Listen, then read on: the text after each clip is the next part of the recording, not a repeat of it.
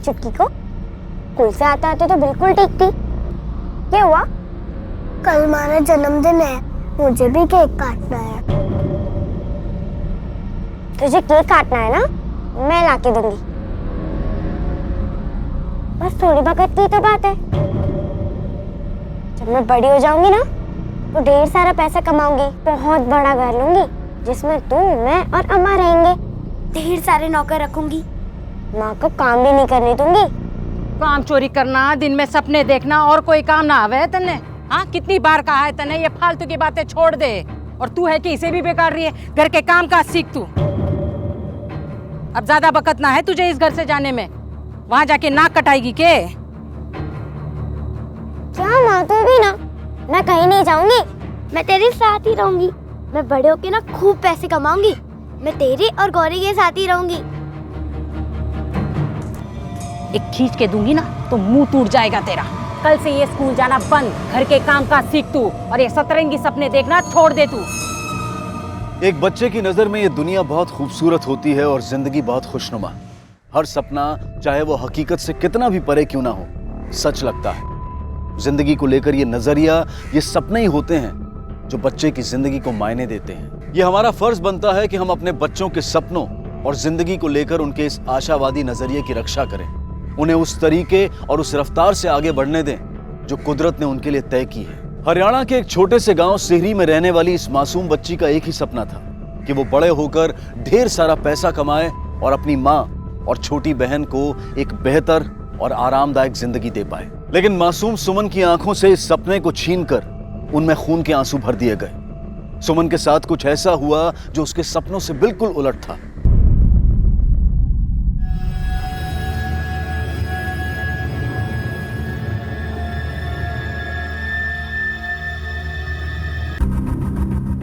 ये हो पैसे 1 लाख में खाली 10,000 कम है। मैंने कब मांगे पैसे? ऐसा मत कहिए। देखिए, आप ही ने तो कहा था माने कि मैं 1 लाख रुपए ला के दूंगी तो हमारी चोरी से मिलने देंगे। हमारी बात का यकीन करो, जो 10,000 कम है वो मैं जल्द ही ला कर दूंगी। हाँ। बावड़ी हो गई के? 1 महीना पहले अपनी छोरी को अपने साथ लाना लिखी तू। जब वो यहाँ आई नहीं तो किससे मिलवाया तेरे को? ये कैसी बात करो आप? हमारी छोरी अड्डे से, हमारी छोरी से मिलना है माने। ऐसे ना माने कि तू। अरे टोटा पकड़ के गांव से बाहर फेंकी से। ऐसे ना मानेगी। जाओ जाओ। सुमन से मिलना। सुमन से मिलना। चलो। मने लागे तन्ने अपने गांव के थाने में रिपोर्ट लिखानी चाहिए। सिहरी गांव है ना थारा? उसको ले जाने के 8 दिन बाद में उसे वापस उसके ससुराल छोड़ आई थी साहब। वो तो जाना भी नहीं चाहती थी साहब। मैं फिर भी उसे जबरदस्ती वहां लेकर गई थी। माँ, मन्ने यहाँ से ले चल माँ, नहीं आना छो। तेरा दिमाग घास चने गया है के? हाँ, बावली हो गई तू। ये तेरा ससुराल है, तेरा असली घर, और तुझे तेरी पूरी जिंदगी यहीं गुजारनी है। माँ, जिंदा रहूंगी तो जिंदगी गुजारूंगी ना माँ। माँ, तू देख लेना, अगर मैंने यहाँ छोड़ दिया ना, तुम्हारा मुंह वापस कभी ना देख पावेगी। ये क्या अनाप शनाप बोले है तू? हाँ, देख मैं कुंडी खटकाड़ी हूँ। हाँ, चल के सबके सामने माफी मांग लेना, सब ठीक हो जावे। नहीं माँ, माँ नहीं, माँ।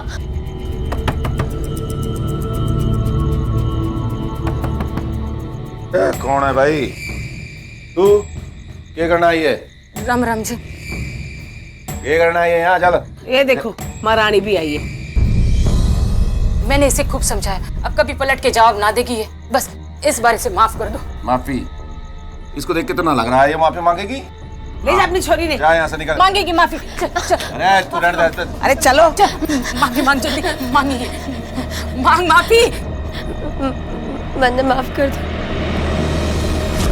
उसने मन ने कहा था साहब, अगर मैं उसे वहां छोड़ आई तो फिर उसकी शकल कभी ना देख पाऊंगी साहब। मने के पता था कि ये सब हो जाएगा।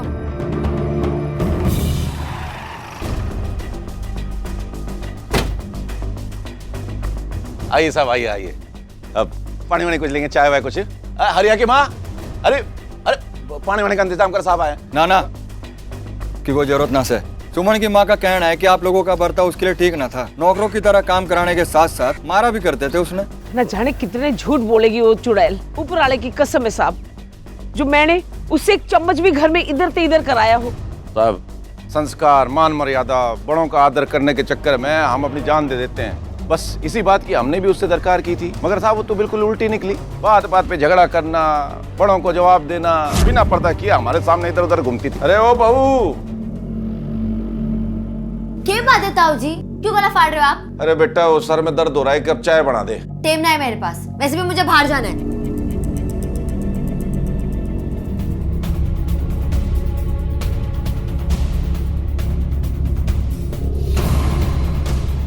बहू, तो यो चल रहा है जरूरी काम। मतलब उसका चक्कर चल रहा था साहब जी। किसके साथ? कोई एक होवे तो बताओ। पूरे गांव में जो भी सामने पड़ जावे उसी के साथ शुरू हो जावे थी वो। मन ने तो लागे किसी के साथ भाग गई वो, और बदनामी के डर से उसकी माँ हमारे परिवार पे इल्जाम लगा रही होगी।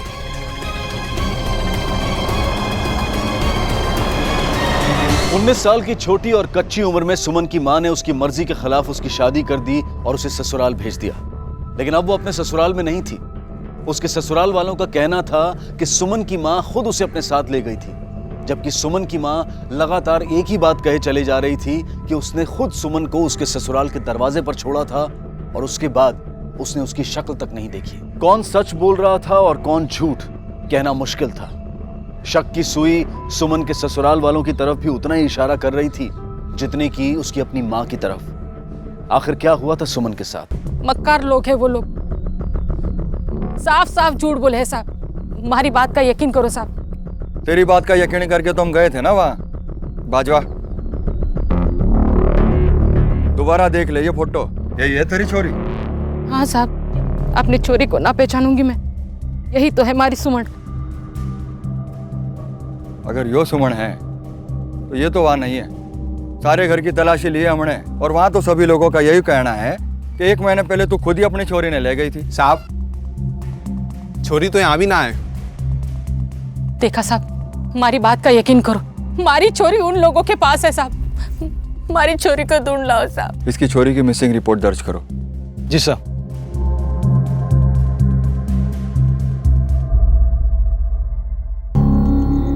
घना खतरनाक खेल खेलन लाग रही से तू। तेरा भाई हूँ, इस मारे समझा रहा हूँ, ना कर, सब कुछ बर्बाद हो जाएगा। ये सोच कर ना दी थी हमारी छोरी उन लोगों को कि एक दिन मने ऐसे आग दिखावेंगे वो लोग। तो क्या छोरी के घर में बिठा के रखेगी के? क्यों बैठेगी? जवान से, खूबसूरत से लाइन लग जावेगी छोरों की। तने जितना कहूं हूं उतना तू कर, बाकी सब मुझ पे छोड़ तू। ठीक से, तेरा जो भी फैसला होएगा, सही गलत, तारा साथ दूंगा। भाई हूं तारा।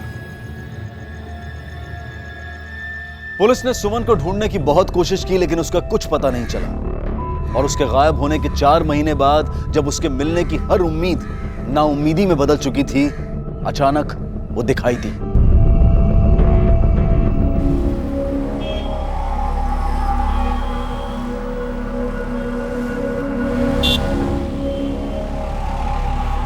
वैसे जाना किधर को है साहब?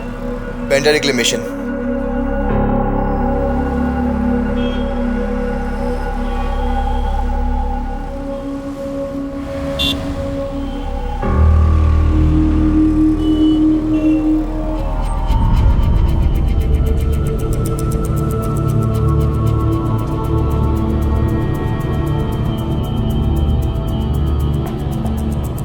साहब जी, मैडम, मैं साहब, अरे भाई साहब कहाँ गए? अरे भाई साहब कहाँ गए? अरे क्या कर दोस्त? अरे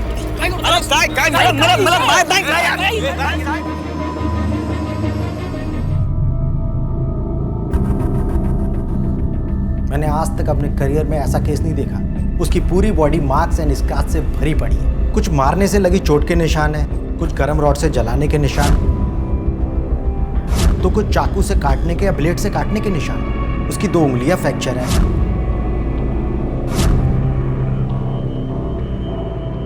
That means उसे काफी लंबे समय से टॉर्चर किया जा रहा था। टॉर्चर तो बहुत छोटा शब्द होगा। उसके हाथों में कई जगह निडल्स के निशान मिले हैं, जिससे साफ पता चलता है कि उसकी बॉडी से कई बार ब्लड निकाला जा चुका है।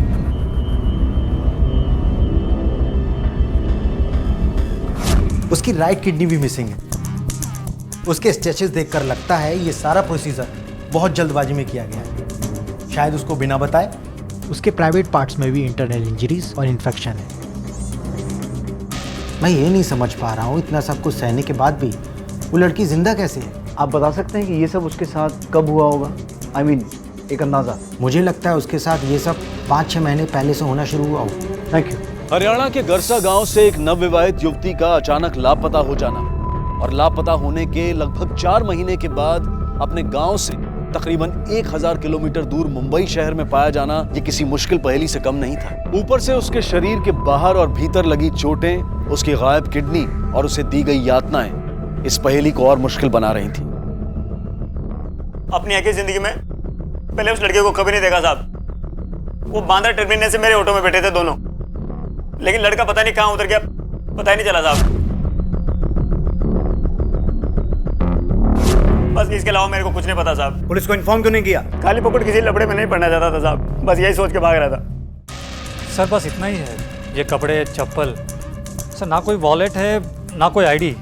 इन कपड़ों को देख के लगता है कि नए खरीदे गए हैं। और कुछ? हमने बांद्रा टर्मिनस से पूछताछ की सर, वो ऑटो वाला सच बोल रहा है। वो लड़की और उसके साथ एक लड़का दोनों उसी के ऑटो में बैठे थे और वो ऑटो वाला भी 1 घंटे पहले से टर्मिनस में मौजूद था अपने सवारी के इंतजार में। सर वहाँ के ट्रैफिक हवलदार ने भी कंफर्म किया है और वहाँ के सीसीटीवी फुटेज में भी यही दिखाई दे रहा है। स्टेशन के अंदर का फुटेज चेक किया कि वो लड़का लड़की कौन सी ट्रेन से आए थे? जी सर चेक किया पर कुछ मिला नहीं।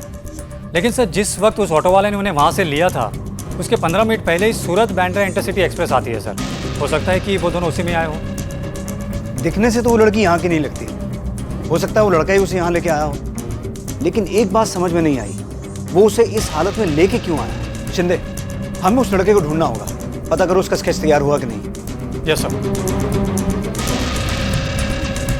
शिंदे,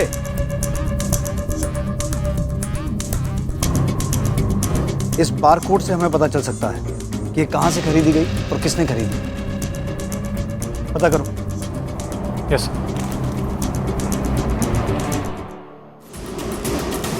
नहीं सर, इसे कभी यहाँ पर नहीं देखा है। और इस लड़की को? No sir. इसे तो पहचानते होगे? यस सर, ये हमारे यहाँ सबसे ज़्यादा बिकने वाला डिज़ाइन है। इसे किसने खरीदा था बता सकते हो? Sir just minute.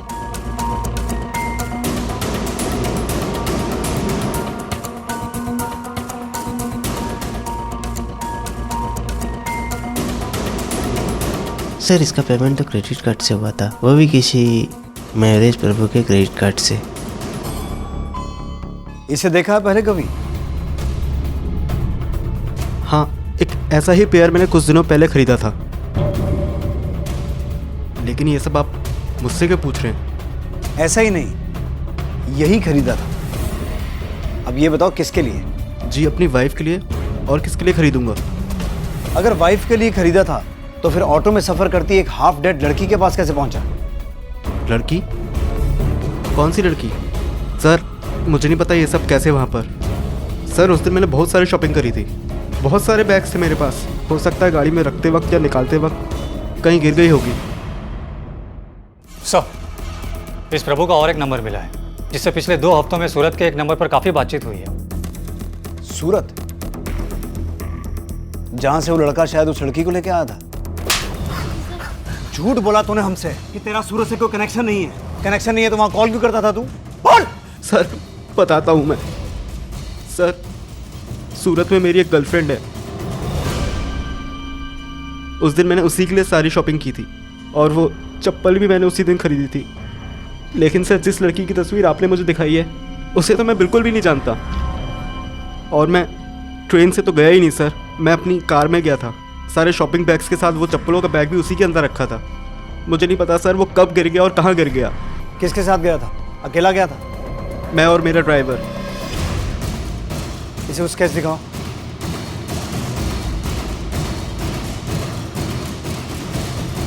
सर ये तो मेरा ड्राइवर है, चंदू।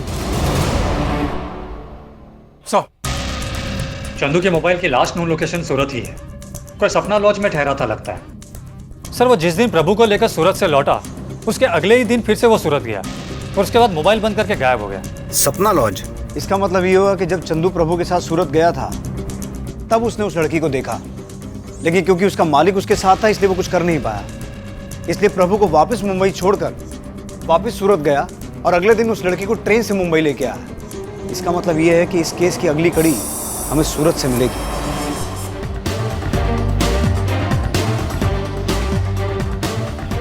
जी हाँ सर, मैं इसे जानता हूँ, लेकिन सुबह वो तैयार होकर गया और उसके बाद फिर लौट कर आया नहीं। अकेले आया था या उसके साथ कोई था?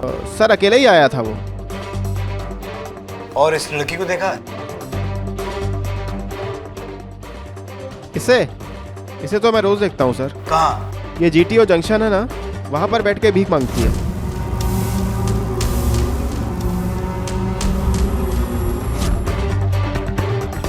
Thank you.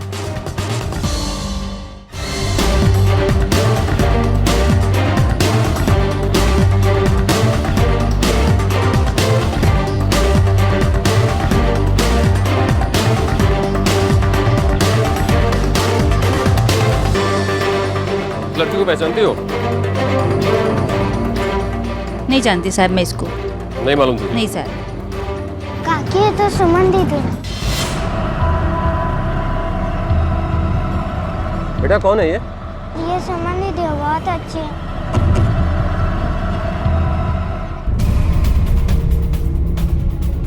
मैंने कुछ भी नहीं किया है सर। सर ये भिखारियों का गैंग चलाती है। इसको लोग मीता बहन के नाम से बुलाते हैं। और सर इस बच्चे को ये बताती है कि इसकी बहन का बेटा है। जब मैंने इसको फोटो दिखाया तो इस बच्चे ने बोला कि सुमन दीदी का फोटो है। सुमन? जी। कौन है सुमन? मैं नहीं जानती साहब, मेरे को कैसे पता होगा? तो फिर इस बच्चे ने फोटो देख के ये क्यों कहा कि ये सुमन की फोटो है? अब गलती से किसी और को समझ गया होगा साहब, अब बच्चा ही तो है। और तुझे क्या लगता है तू बहुत होशियार है? तू जो कहेगी हम मान लेंगे।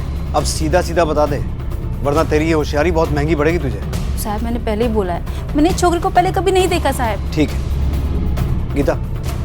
अरे साहब वो साचू को जो मैंने थोड़ी थी छोकरी ने। अरे साहब सुनो ना, मैंने कुछ नहीं किया है, मैं नहीं जानती इसको साहब।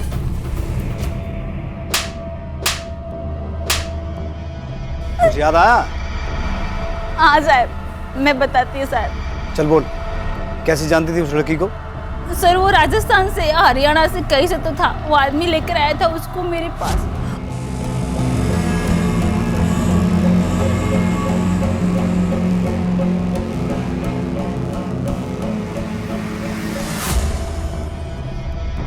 इसकी तो पहले से ही बैंड बजी पड़ी है, भीख अच्छी मिलेगी। इधर आओ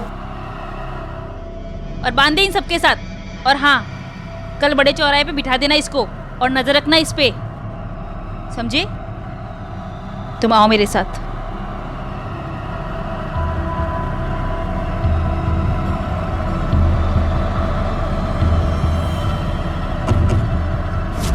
शुरुआत में एक आध बार उसने भागने की कोशिश भी की।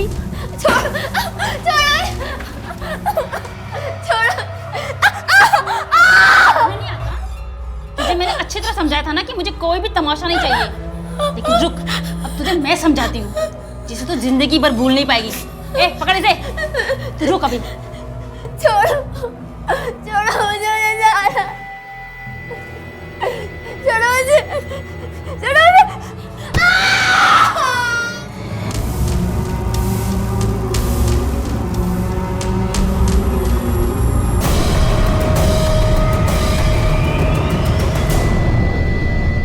शिंदे, इसे पहचानती हो? हाँ साहब, कुछ दिन पहले पहली बार मैंने उसको देखा था सुमन के साथ। ये सुमन? सुमन? कहाँ ले जा रहा है मेरी छोकरी को? छोड़ना! एक छोड़ मेरी छोकरी को, नहीं तो मैं तेरी तो जानता मार दूंगा आगे ही तो। किसको दिखा रहा है तू? छोड़! वो सुमन को अपने साथ लेके चला गया। सर हो सकता है कि चंदू किसी मुंबई के भिखारी गैंग के टच में हो और सुमन को यहाँ से वहाँ बेचने के लिए ले गया हो भी सकता है। अब पता नहीं उस लड़की का असली नाम सुमन था भी या नहीं। फिर भी राजस्थान और हरियाणा पुलिस से कहो कि पिछले 1 साल में जितनी भी मिसिंग कंप्लेंट्स दर्ज हुई हैं उन्हें चेक करें और उसमें सुमन की एज और नाम वाली जितनी भी लड़कियां अभी भी मिसिंग हैं उनके बारे में पता लगाएं और इन दोनों स्टेट्स में पिछले 6 महीने में जितने भी किडनी ट्रांसप्लांट्स हुए हैं सबका रिकॉर्ड निकालो। Yes sir. पुलिस ये तो जान चुकी थी कि सुमन को सूरत के उस गैंग को बेचा गया था जो बच्चों से भीख मंगवाने का काम करते थे, लेकिन वो ये नहीं पता कर पा रही थी कि आखिर सुमन सूरत पहुंची कैसे होगी। डॉक्टर्स द्वारा की गई सुमन की जांच से ये बात साफ हो चुकी थी कि उसके बदन से गायब हुई किडनी को उसके सूरत पहुंचने से पहले ही कभी निकाला गया होगा। ये साफ था कि सूरत पहुंचने से काफी पहले उसके साथ इन जुल्मों की शुरुआत हो चुकी थी। सुमन को इंसाफ और उसके गुनहगारों को सजा दिलवाने के लिए जिस एक सवाल का जवाब ढूंढना बेहद जरूरी था, वो ये था कि उसके इन मुश्किलों में पड़ने और उसके साथ हुए इन अमानवीय अत्याचारों का सिलसिला आखिर शुरू कहां से हुआ था। गौरी, गौरी, ए गौरी, गौरी चलना नहीं क्या? जिज्जी, जिज्जी, अब तक सोते पड़ी है छोरी। अरे पहुंचते पहुंचते रात हो ही जाएगी। इस काम में देरी ना चाले। देर ना होगी, तू बस 2 मिनट रुक, मैं अभी उसे तैयार करके लाती हूँ। गौरी, ए गौरी, उठ, जल्दी उठ, जल्दी उठ। कहाँ जाना है माँ? देर हो रही है, उठ। अरे मन्ने नींद आ रही है माँ। चल मारे, जल्दी जल्दी। कहाँ जाना है? चल, ये ले, सोने भी नहीं देते आप। ये कपड़े पहन। बस 2 मिनट रुक। माँ, इतने अच्छे कपड़े पहन के कहाँ जाना है मन्ने? ले, हो गई तैयार, ले जा इसे। मस्त लाग रही है। चल जा, वहां जाके एकदम अच्छे से रहना।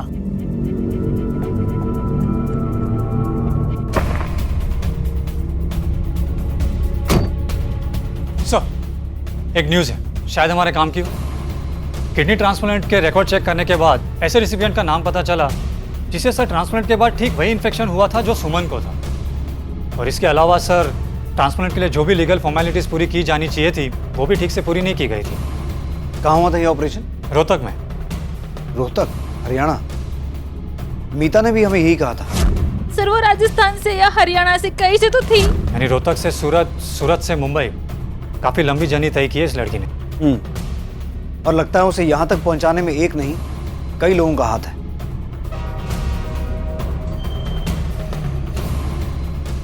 अब सीधे सीधे बताएंगे क्या हुआ था, कैसे हुआ था, या फिर हम अपने तरीके से पूछें? एक आदमी उसे लेकर आता था, उसका नाम राम नरेश था। मैंने पहले उस लड़के की किडनी लेने से मना कर दिया था क्योंकि वो एनेमिक थी। मैं आगे से पैसे ले चुका था और दूसरी कोई किडनी मिल नहीं रही थी, इसलिए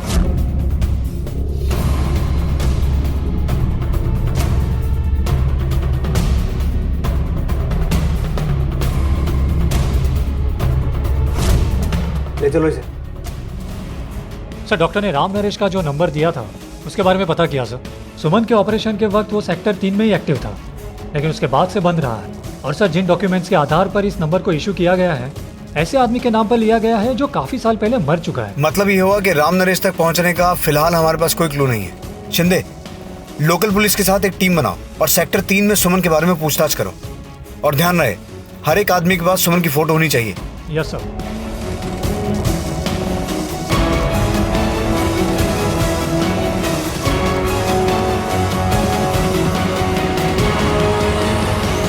जनाब, हमें सुमन के घर वालों का पता चल गया। उसका पूरा नाम सुमन हरपाल बनीवाल से।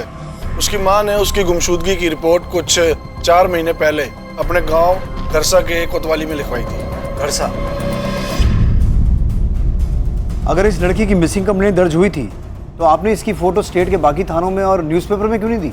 जी साहब, हमने आसपास के थाने में दी थी फोटो, पर तफ्तीश के बाद पता चला कि उस छोरी का कैरेक्टर कुछ ठीक ना था और मनने लगा कि सर वो केस भाजगी होगी। और आजकल को सर आपने पता है कि हवा आजकल खराब सी चल रही। आप तो मौसम विज्ञानी लगते हैं, तो मौसम विभाग में भर्ती क्यों नहीं हुए? पुलिस डिपार्टमेंट में क्या कर रहे हैं? हमारा काम सामने नजर आ रही संभावना को देख के केस को सॉल्व करना है, ना कि आराम से बैठ के हवा का रुख देखना। और आपने लीगल प्रोसीजर भी फॉलो नहीं किए। सॉरी जनाब, गलती होगी हमारे से। अब क्योंकि वो लड़की मुंबई में मिली है, इस केस को हमारी टीम इन्वेस्टिगेट करेगी। जी जनाब, हमारा पूरा सहयोग रहेगा आपको। बहुत बहुत शुक्रिया। अब एक काम कीजिए, सुमन के घर वालों को उसकी खबर भिजवाइए। जी साहब। अगर सुमन के गायब होने की खबर मिलते ही हरियाणा पुलिस ने हर तथ्य को पूरी तरह से खंगाला होता, हर उस प्रक्रिया को पूरा किया होता जिसे पूरा करना ऐसे मिसिंग केसेस में बहुत जरूरी होता है, तो शायद सुमन को ऐसी हालत में पहुंचने से काफी पहले बचाया जा सकता था। लेकिन इस घटना को काफी वक्त बीत चुका था और समय की धूल ने कई निशान छिपा दिए थे। इसके अलावा जांच का दायरा हरियाणा, गुजरात और महाराष्ट्र 3 राज्यों में फैल चुका था। इसलिए पुलिस के लिए इस मामले को आगे बढ़ा पाना उतना भी आसान नहीं था।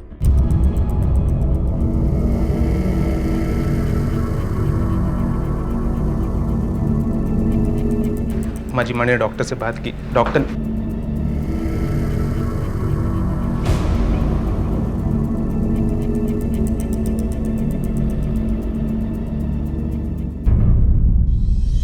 क्या आप इस आदमी को जानती हैं? हाँ साहब, यो तुम्हारे गांव को छोरो चंदू है। स्कूल के वक्त मारे छोरी के पाचे पाचे था। स्कूल के वक्त? हाँ साहब, जब मारी सुमन का ब्याह हुआ तब ये गांव छोड़कर चला गया। उसके बाद मैंने कभी देखा नहीं साहब। लेकिन आपने तो अपने गांव में जो कंप्लेंट लिखवाई थी उसमें कहा था कि आपकी बेटी के ससुराल वालों ने आपसे 1 लाख रुपए मांगे हैं। किस लिए मांगे थे वो रुपए? दहेज? उन्होंने मेरे सामने शर्त रखी।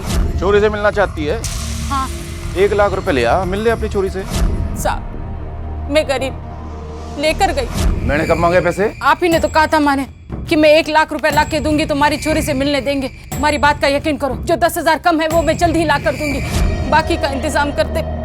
उन्होंने हमारी चोरी को टुकड़ों टुकड़ों में बांट दिया, जैसे कोई जमीन का टुकड़ा, थोड़ा आज थोड़ा कल। काफी जमीन हुआ करती थी कभी तुम्हारी, लेकिन अब सब बिक चुकी है। यानी कि घर में पैसे को लेकर हालात खराब ही रहते होंगे, इसलिए शायद सुमन और उसकी माँ को पैसों को लेकर काफी परेशान करते थे तुम।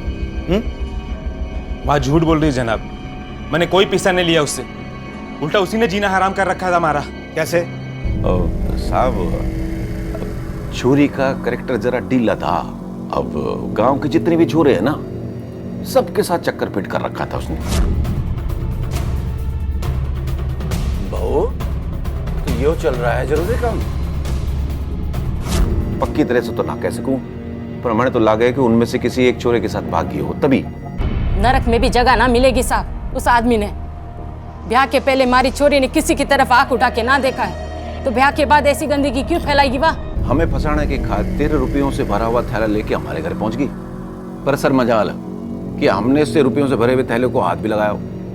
एक बात मुझे आज तक समझ में ना आई कि इतने सारे रुपये कमला के पास एक साथ आए कहां से? जो पूछा उसका जवाब दो कमला। 90,000 तुम्हारे लिए बहुत बड़ी रकम थी, और इतनी बड़ी रकम का इंतजाम तुमने कैसे और कहां से किया? इंदर से उधार लिए थे मैंने। इंदर तुम्हारा भाई? तेरा बैंक अकाउंट चेक किया हमने, जिसमें कभी 40 या 50,000 से ज्यादा होते ही नहीं। तो फिर अपनी बहन को 90,000 रुपए कहां से दिए तुमने? 90,000 रुपए अपनी बहन को कहां से दिए? भांजी है ना हमारी, तो उसके लिए कुछ तो करना पड़े, तो मैंने अपनी जमीन बेच दी। जमीन बेच दी? हाँ। पर तूने अपनी जमीन 2012 में बेची, ये उसका सबूत है। कहीं ऐसा तो नहीं कि सुमन तेरे ही पास थी और तूने उसकी किडनी बेच के पैसे अपनी बहन को दे दिए? यो को बकवास करो साहब। तमीज से, अगर दोबारा बदतमीजी की ना मुंह खोलने के लायक बचेगा ना बोलने के लायक। तुझे क्या लगता है तू जो बोलेगा हम मान लेंगे? तेरा असली धंधा पार्टियों में लड़कियां नचाने का है ना? है ना? आप जानती हैं आपका भाई क्या करता है? मैं तो बस इतना ही जानूं साहब कि वो अपना परिवार पालता है। सुमन के साथ कैसा रिश्ता था उसका? जैसा एक बाप बेटी का हो ऐसा। अपनी बेटी से भी बढ़कर मानता था वो उसे। जब ताऊ ने पैसे मांगे तब इंदर ने साहूकार से उधार लिए थे। लेकिन ताऊ ने तो पैसे लिए ही नहीं। इसीलिए तो जब इंदर साहूकार को पैसे लौटाने गया था तो साहूकार ने बिना ब्याज के पैसे लिए ही नहीं। इसलिए ब्याज के पैसे लौटाने की खातिर हमारी छोरी को 2-3 बार नचवाना पड़ा साहब। माँ, इतने अच्छे कपड़े पहन के कहाँ जाना है मरने? ले, हो गई तैयार, ले जा इसे। मस्त लाग रही है। चल जा, वहां जाके एकदम अच्छे से रहना। एक बेटी की जिंदगी बचाने के लिए दूसरी बेटी की इज्जत दांव पे लगा दी।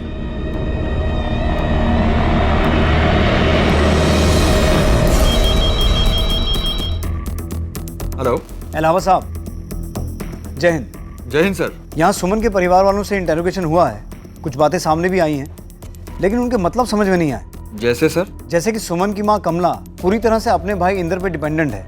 इंदर वहाँ पार्टियों में लड़कियों को नचवाने का काम करता है, तो हो सकता है इंदर ने अकेले या फिर कमला के साथ मिलकर ये कांड किया हो। दूसरी तरफ सुमन के ससुराल वाले अपने आप को पैसे वाला तो बताते हैं, लेकिन अंदर से हैं खोखले ही, तो उनके पास भी सुमन के साथ ये सब करने का मोटिव तो है। लेकिन दूसरी तरफ वो ये भी बताते हैं कि सुमन का कई लड़कों के साथ अफेयर था, और सुमन की माँ ने भी प्रभु के ड्राइवर चंदू की पहचान की है। यो तुम्हारे गांव को छोरो चंदू है, स्कूल के वक्त हमारे छोरी के पाचे पाचे था। अब आपको वहाँ इस सारी इन्फॉर्मेशन को चेक करना होगा और जो कड़ियाँ मिसिंग हैं उन्हें जोड़ना होगा। वैसे एकाध परिवार ने सुमन के अफेयर होने की बात की है साहब, लेकिन इस बात का कोई प्रूफ नहीं है कि वो सच बोल रहा है कि झूठ। मेरे ख्याल से अलावा साहब, आप पहले ये पता कीजिए कि सुमन रोहतक कैसे पहुंची, वहाँ वो किसके साथ थी, किसके पास थी। मुझे लगता है उसके आगे की कहानी हमें वहीं से पता चलेगी। जी सर। जय हिंद। शिंदे, सुमन के इन-लॉज के कॉल रिकॉर्ड्स हैं ना तुम्हारे पास? Yes sir. सभी के कॉल रिकॉर्ड्स चेक करो और पता लगाओ कि जिस डॉक्टर ने सुमन की किडनी निकाली थी, इनमें से कितने लोग उसके टच में थे।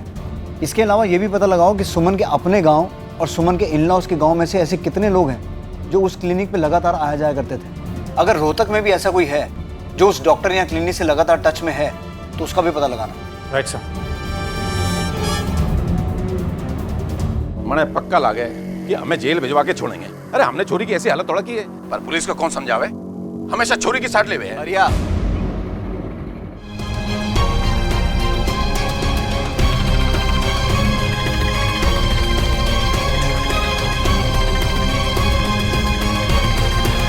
चंदू, काफी वक्त से तो उससे मुलाकात करने का मन था, पर तूने कभी मौका ही नहीं दिया और आज यहां से भी बिना मिले ही जा रहा था। डर की वजह से या फिर सुमन के साथ जो तूने किया उसकी शर्मिंदगी की वजह से? ना साहब, मैंने सुमन के साथ कुछ गलत काम ना किया, और जिन्होंने किया उनको तो आपने छोड़ ही दिया। हमने तो दोनों को छोड़ दिया, उसकी माँ को भी और उसके ससुराल वालों को भी। तो किसकी बात कर रहा है? दोनों की साहब। एक था उसके ससुराल वाले जिन्होंने उसकी ऐसी आदत कर दी, और दूसरी उसकी माँ जिसने उसका जरा सा भी साथ ना दिया। दूसरों पर इल्जाम लगाने से पहले ये बता, तेरा क्या रोल है इस कहानी में? क्या रिश्ता था तेरा सुमन से? सुमन मेरे साथ स्कूल में पढ़ती थी, क्योंकि हमारी क्लास से अलग अलग थी तो स्कूल में कभी बात ना हो पाई।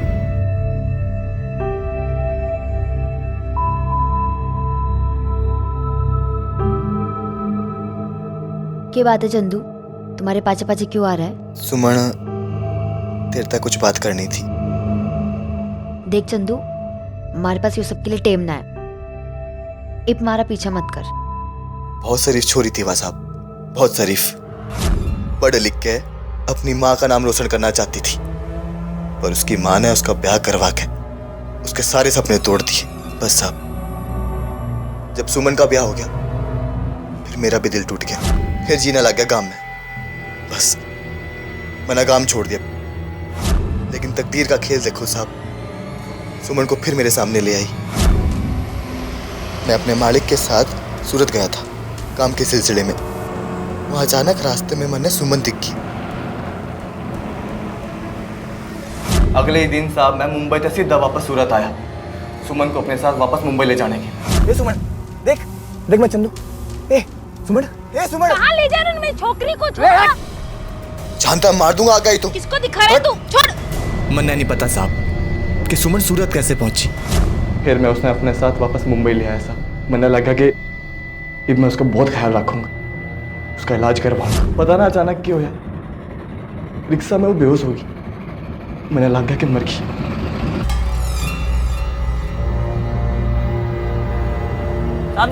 तो मैं डर के मारे उसने रिक्शा में छोड़ कर भाग लिया साहब। और जब देखा साहब कि वो थाने से बाहर यूं आ रहे जैसे कुछ होया ही ना, बस साहब फिर मैं रह नहीं गया। मैंने लग गया क्या आपने तो छोड़ दिया उन्हें, पर मैं ना छोड़ूंगा। और तो खुद ही जज बन के इंसाफ करने कूद पड़ा, उन पे जानलेवा हमला किया। उन लोगों के साथ तो इस तभी बुरा होना चाहिए था साहब, सड़क को तड़पा तड़पा के मारना चाहिए था, जैसे उन्होंने मेरी सुमन को तड़पाया साहब। उनके साथ क्या होना चाहिए क्या नहीं ये तय करना अदालत का काम है, तेरा नहीं। ये उन लोगों की लिस्ट है जो उस क्लिनिक से रेगुलर टच में थे और उनका वहां आना जाना था।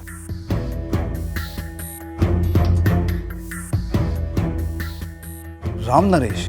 जी सर। जिस डॉक्टर ने सुमन की किडनी निकाली थी उसने भी हमें कुछ ऐसे ही नाम बताया था ना? एक आदमी उसे लेकर आता था, उसका नाम राम नरेश था। राम नरेश जो सुमन को उसके पास लेके आता था?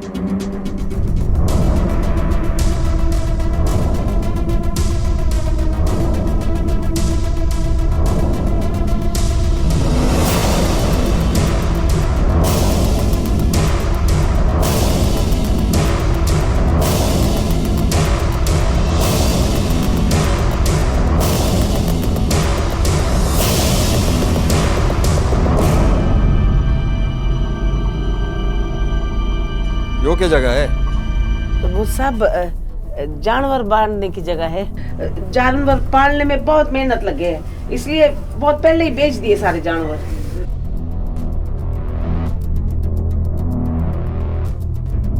सुमन के घर वालों ने काफी पैसा ले रखा था मुझसे जनाब।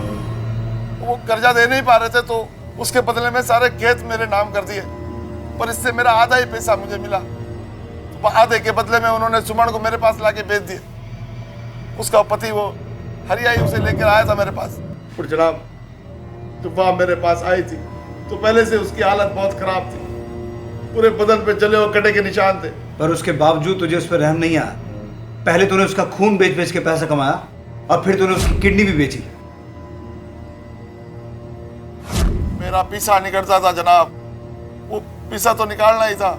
उसके बाद ऑपरेशन के बाद हमने उसका बहुत ख्याल रखा, पर जैसे ही उसकी तबीयत थोड़ी ठीक हुई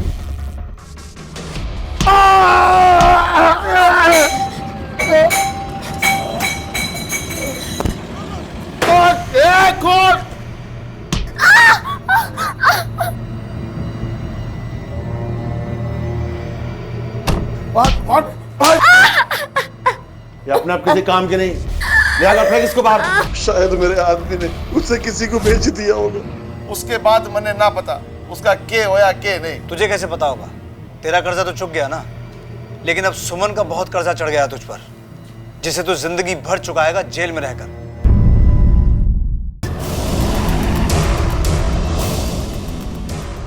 बुलावा आया तेरा मुंबई से?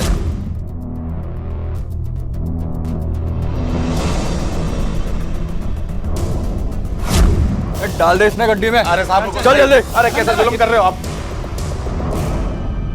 सुमन के हाथों पर भी हमें ऐसे ही निशान मिले थे जैसे तेरे हाथ पे हैं। कैसे पड़े ये निशान? तुम्हारे घर के जानवरों के बाड़े में से हमें एक रस्सी मिली थी, लेकिन वहां जानवर तो थे ही नहीं। किसे बांधते थे वहां? देख, सुमन को तो हम इंसाफ दिला के रहेंगे और तुझसे भी सच उगलवा ही लेंगे, पर फिर भी तुझे एक आखिरी मौका देना चाहता हूं। सुमन की हालत तो तूने देखी है और तू ये भी अच्छी तरह से जानता है कि सुमन की वो हालत तेरे और तेरे घर वालों की वजह से हुई है। अब सच सच बता दे, वरना क्या बोलूं साहब जी, सुमन को घना ही परेशान करते थे हमारे घर वाले।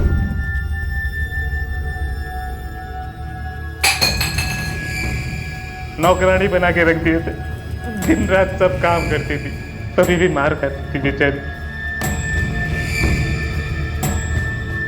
घर में किसी के पास इतनी हिम्मत ना थी कि कोई ताऊ और ताईजी के सामने अपनी जबान खोल सके, मारे में भी ना थी शायद। फिर सुमन परेशान होकर बिना किसी को बताए अपने माँ के घर चली गई, लेकिन उसकी माँ दोबारा सुमन को हमारे दरवाजे पे छोड़ गई। ताऊ ने तो घुसने दे दिया।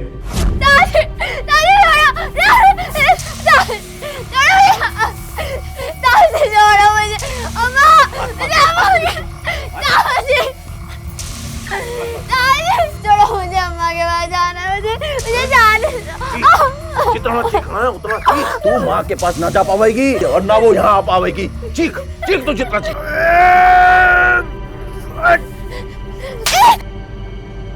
रुक, तेरी गर्मी निकालता रुक।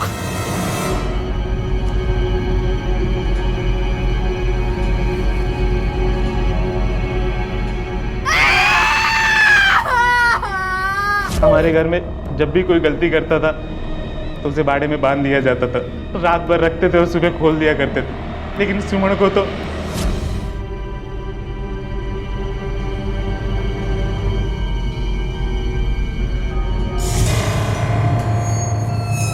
हमारे अपने भाइयों और चाचों ने मिलकर इज्जत लूटी थी उसकी। सारी रात खून खौल रहा था हमारा सुमन की हालत देख के साहब।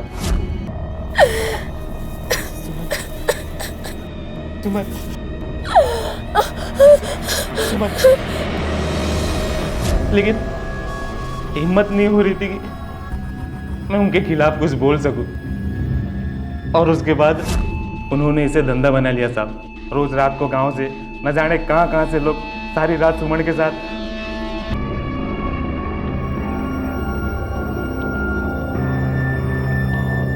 लेकिन जब सुमन का पाव भारी हो गया साहब, तब उन्होंने गांव से दाई बुलाकर उसकी सफाई करवा दी। जब दाई ने कहा कि सुमन के अंदर गड़बड़ है, उसे अस्पताल लेके जाना पड़ेगा, तो सब घबरा गए साहब। उनको लगा कि सबको पता न चल जाए। वो लोग उसे मार के गाड़ देना चाहते थे। मैं सुमन को बचाना चाहता था साहब। हमारे दिमाग में एक ही रास्ता आया। हमारे गांव में जब भी कोई किसी से कर्जा लेता और उसे चुका ना पाता तो अपनी छोरी या लुगाई को देकर उस कर्जे को चुका देते थे साहब। हमारे परिवार पर राम नरेश का कर्जा था साहब। तो मैंने ताऊ जी से कहा क्यों ना हम सुमन को राम नरेश को दे दे, इससे हमारा कर्जा भी उतर जाएगा और सुमन का खतरा भी ना होगा साहब।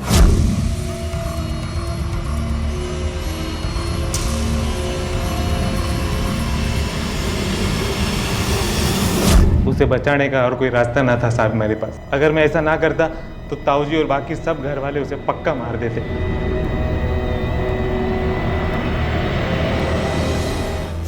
जीजी उठना जीजी। तने याद है जीजी कितनी मस्ती किया करते थे हम एक साथ। जीजी बोलना जीजी। रुक, कितनी बार समझाया तुझे, चोरी करना अच्छी बात नहीं है, समझ नहीं आता तने? परिया अमरूद कितने मीठे हैं, अगर हम थोड़े तोड़ ले तो कोई देखेगा थोड़ी ना। लेकिन भगवान तो देख रहे हैं ना, चोरी करनी अच्छी बात नहीं है। चल अभी। तूने तो कभी एक अमरूद भी ना तोड़ा, फिर इतनी सख्त सजा क्यों दी भगवान ने जीजी?